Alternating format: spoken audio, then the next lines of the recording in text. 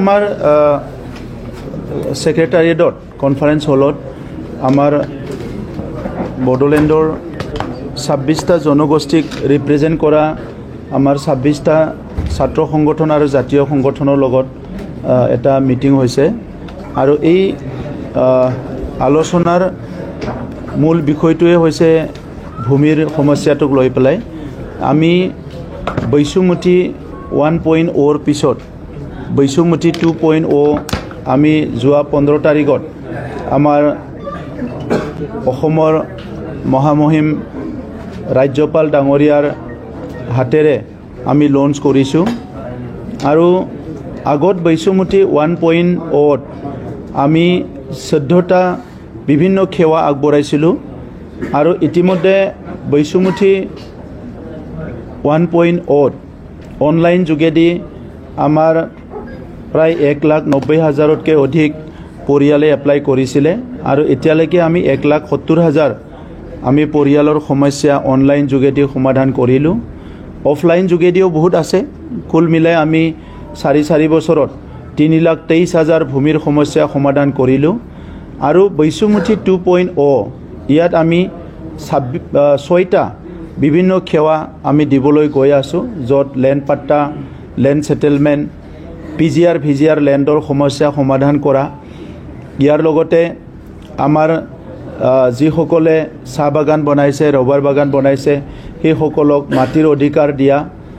বিভিন্ন সমস্যাবিলাক সমাধান কৰাৰ কাৰণে বৈশুমতি 2.0 আমি ইয়াত লঞ্চ কৰিলোঁ আৰু লগতে আমি টাৰ্গেট ৰাখিছোঁ যে প্ৰথম ফেজত প্ৰায় 47,000 পৰিয়াল আমাৰ তাত লিষ্ট আছে বড়োলেণ্ডৰ, যাৰ নেকি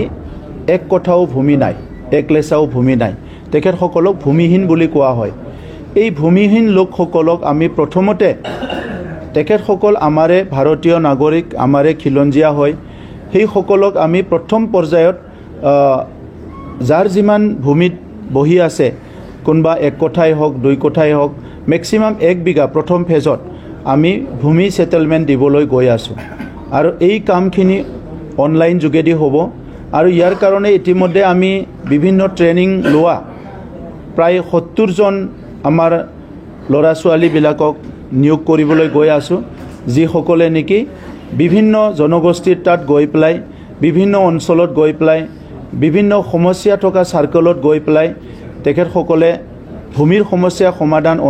অনলাইন যোগেদি কৰাৰ কাৰণে সহায় কৰিব, ব্যৱস্থা কৰিব আৰু ৰাইজৰ লগত তেখেতসকলে কাম কৰিব। ইয়াৰ লগতে আমি জুলাই মাহৰ ভিতৰত প্ৰত্যেকটো চাৰ্কলত ইয়াৰ ওপৰত এটা এৱাৰনেছ প্ৰগ্ৰাম আমি ল'বলৈ গৈ আছোঁ। ইয়াত আমাৰ জাতীয় সংগঠন,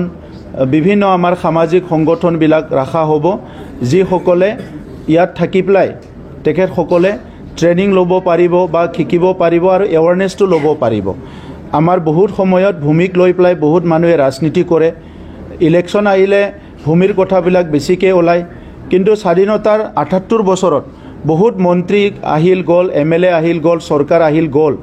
আজি আমি 4 বছৰত 3,23,000 পৰিয়ালৰ সমস্যা সমাধান কৰিলোঁ, কিন্তু আগৰ সময়ত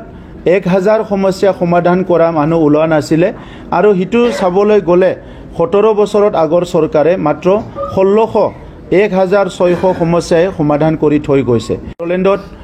ভূমিক লৈ পেলাই কোনো ধৰণৰ যাতে সংঘাত পুনৰ নহয়, ভূমিক লৈ পেলাই আমাৰ মাজত ভুল বুজাবুজি নহয়, ভূমিক লৈ পেলাই আমাৰ কোনো জাতি জনগোষ্ঠীৰ মাজত ৰাজনীতি কৰিব যাতে নোৱাৰে, সেইকাৰণে ভূমিৰ সমস্যাটো মেক্সিমাম লেভেলত সমাধান কৰাৰ কাৰণে আমাৰ চৰকাৰখনে আমি আগবাঢ়িছোঁ আৰু যিবিলাক নন কেডেষ্ট্ৰিয়েল এৰিয়া আছিলে, য'ত জৰীপ হোৱা নাছিলে, সেই এৰিয়াবিলাকো অলমষ্ট মোৰ দেন 80% জৰীপ কৰা হৈ গ'ল। ইতিমধ্যে 37